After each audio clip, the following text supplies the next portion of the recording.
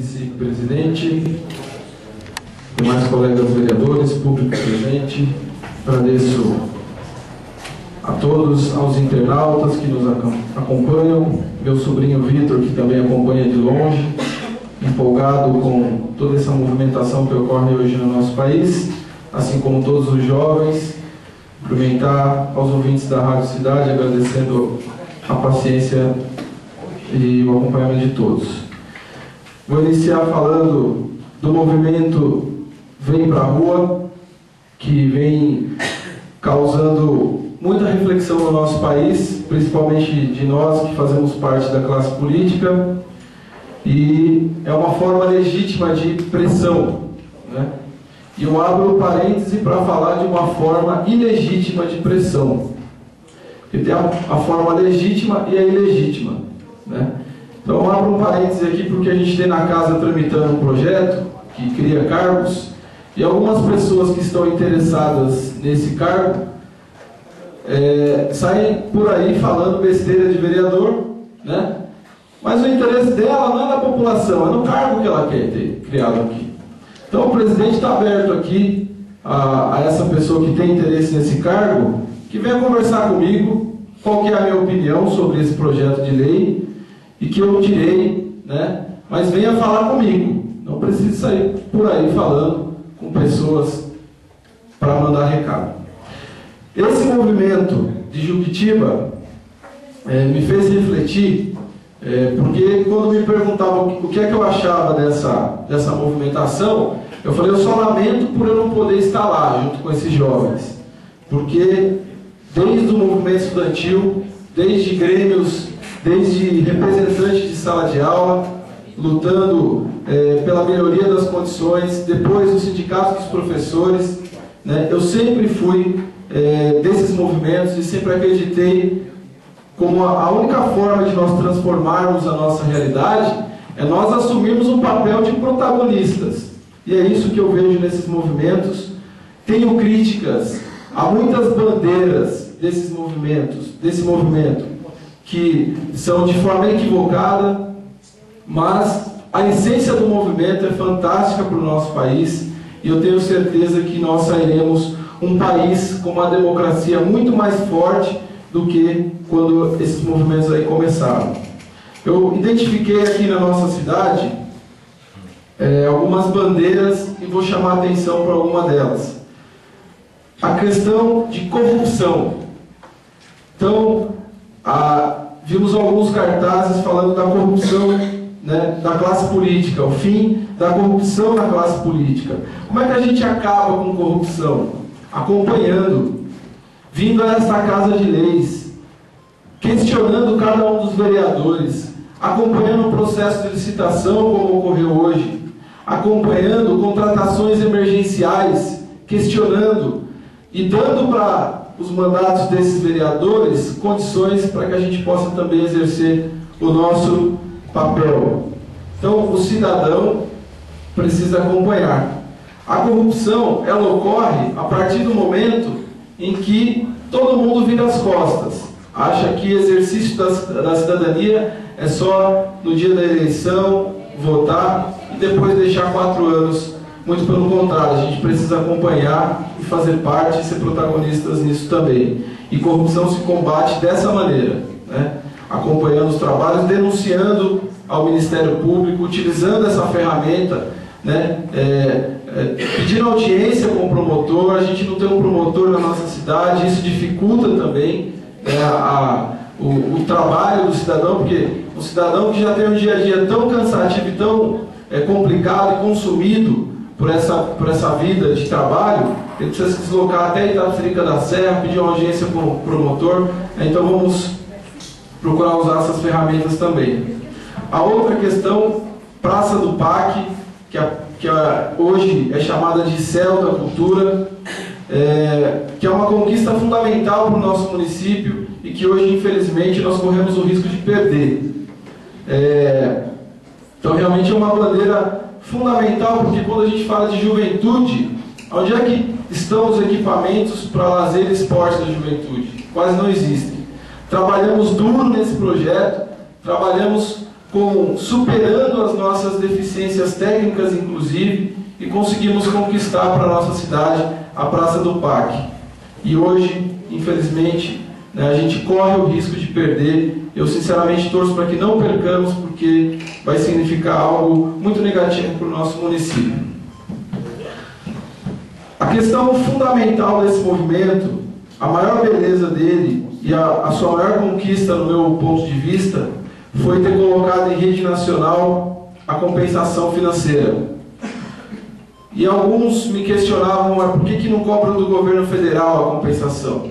Porque é uma luta que a gente tem que ser objetivo. Então, se falar em compensação, nós estamos falando de duas leis estaduais, que é a 1172 de 1976 e a 898 de 1975. Foram duas leis que determinaram que Juquitiba fosse área de proteção de mananciais, leis estaduais. Depois, alguns anos depois, em 1990, com a Constituição do Estado de São Paulo, no artigo 200, teve a previsão que aqueles municípios que tiveram o seu território incluído nas leis 898 e a 1172, que restringiram o desenvolvimento, eles precisavam ser compensados, porque nós estamos numa região estratégica, a região que concentra maior empresas, maior capital financeiro do país, o maior PIB do país, e nós somos privados de aproveitar dessa localização para que nós possamos oferecer a água para essas pessoas de outras cidades, como foi citado aqui Barueri. Serão 1.500.000 pessoas que se beneficiarão com 38 anos de condenação da nossa cidade. 38 anos privados de questões básicas, como ter água tratada e esgoto tratado. Como, por exemplo, de um jovem que mora na Palestina, poder pegar um ônibus e vir aqui para a cidade, acompanhar um jogo de futebol, ou vir aqui passear, comércio do centro da cidade, porque não tem transporte no município. Não adianta eu vir aqui fazer um discurso fácil de falar mal do prefeito, por exemplo, porque a culpa não está aí.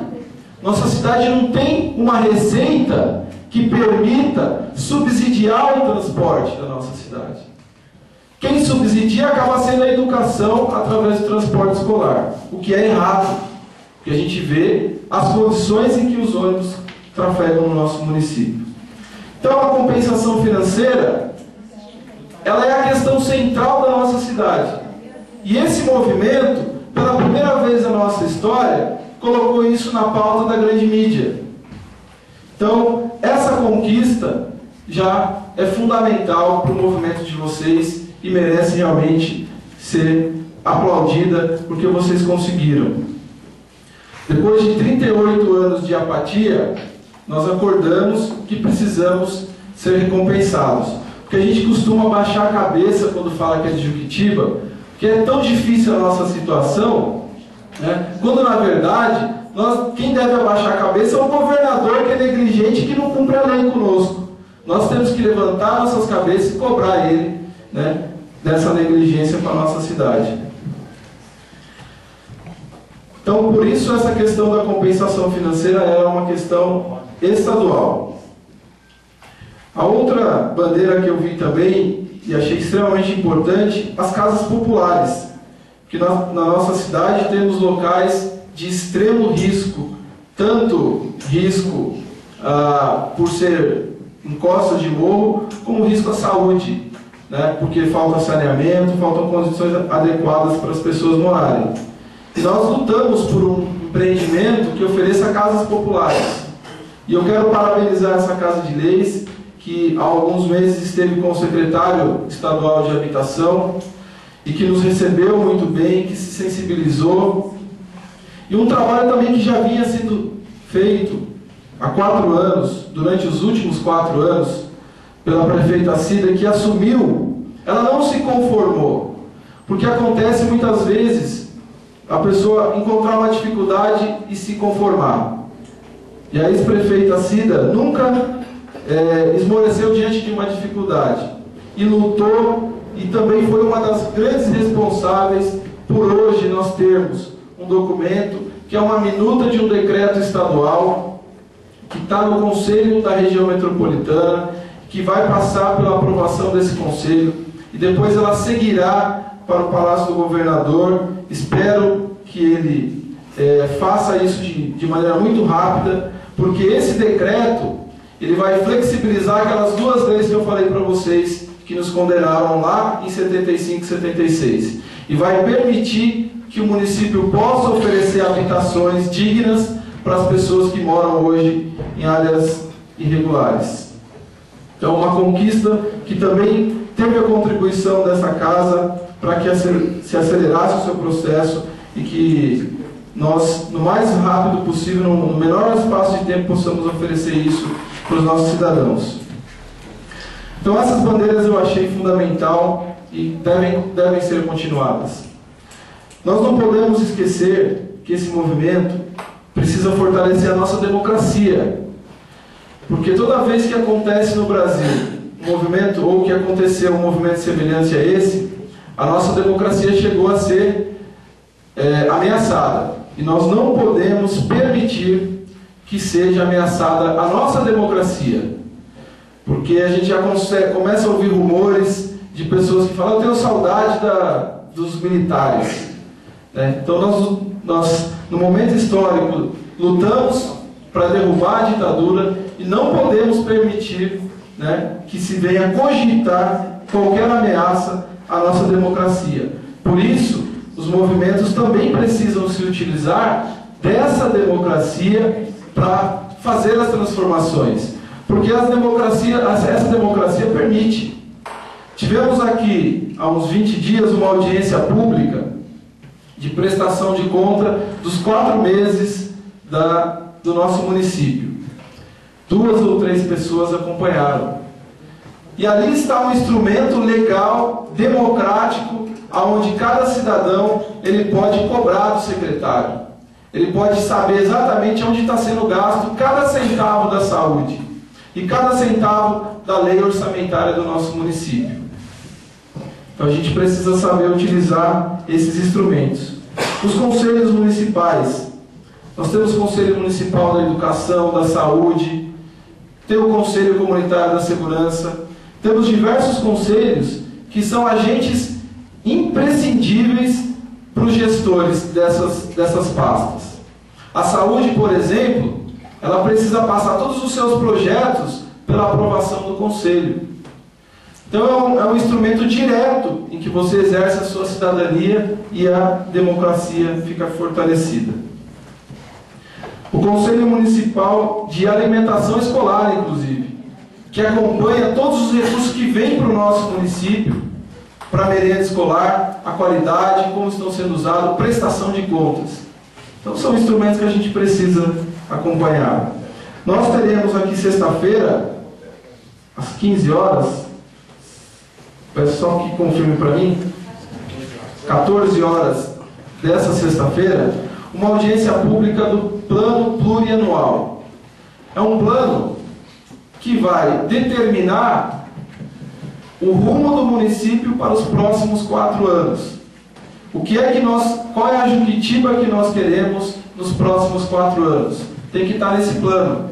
E a partir desse plano, nascem 2 outras leis. A Lei de Diretrizes Orçamentárias, que, como o próprio nome diz, ela dá as diretrizes para o orçamento, e depois a Lei Orçamentária Anual. Nessa Lei Orçamentária Anual, tem que estar os investimentos do município. E se nós não participarmos, porque na audiência as pessoas têm direito a voz, a intervenções, a propostas, a sugestões, então a gente precisa participar. E sexta-feira é uma excelente oportunidade para isso. Eu me preocupo quando vejo nas redes sociais e em parte do movimento uma restrição a partidos políticos, porque eu não conheço uma democracia no mundo que não exista partidos políticos. Nós não podemos confundir maus políticos, com partidos políticos, porque o partido político ele é a ferramenta de nós mudarmos a realidade, né? Se eles estão como estão hoje, peço mais 2 minutos para eu concluir. Se eles estão deteriorados, é porque nós não estamos lá dentro deles, fazendo eles serem melhores. Quem estão lá são os caciques, que dominam, que compram partidos e vendem a eleição como moeda de troca, né? Então, menos de 3% é afiliado a um partido. É um erro. Você precisa se filiar a um partido, defender uma causa e fazer esse partido ser sério, não ser partido de aluguel, né? Então, os partidos políticos são instrumentos para a gente transformar também a realidade. Então, eu quero, para finalizar, agradecer, parabenizar vocês, então, que fizeram parte do movimento. Acompanhei até o último desfecho. Lamento alguns vândalos que se infiltraram nesse movimento. Lamento as pessoas que querem deturpar esse movimento. Acho que é legítimo os políticos nesse movimento, acho que é legítimo os partidários nesse movimento, porque senão a gente corre o risco de ser fascista, e isso não é bom para nenhuma democracia. Nós temos que saber dialogar com as pessoas, temos que saber respeitar as pessoas, né? Porque um país melhor é um país assim, que respeita as pessoas. Então, agradeço, por último, o deputado estadual Antônio Mentor, que está marcando uma agenda com o secretário de Segurança Pública, para a gente discutir a segurança do nosso município. Agradeço o deputado federal José Mentor, que está atuando junto à Anatel para pressionar essas operadoras de telefonia no nosso município. E também está nos ajudando no Ministério da Justiça com recursos para um projeto de monitoramento de vídeo. Está nos ajudando em busca de recursos no Ministério do Esporte para a gente melhorar os equipamentos de esporte e lazer para os jovens ali no estádio José Geraldo, e maiores equipamentos também para a saúde, junto ao Ministério da Saúde, e ao deputado federal Devanir Ribeiro, que está ajudando lá no Ministério da Cultura para a gente ter recursos, para a gente ter um evento cultural ainda esse ano na nossa cidade. Por último, quero agradecer a confiança dos colegas vereadores que me deram essa responsabilidade de estar à frente dos trabalhos aqui. Para mim tem sido uma grande aprendizagem e tem sido de maneira muito humilde que eu venho contando com o trabalho junto com vocês, e me orgulho desse legislativo. Temos as nossas falhas, temos muito que aprender ainda, mas ao longo desses 6 meses já podemos comemorar conquistas importantes que vão interferir diretamente na vida das pessoas. Convido a todos os junquitibenses a virem acompanhar o trabalho dessa casa, porque isso nos fará melhor a cada dia. Muito obrigado.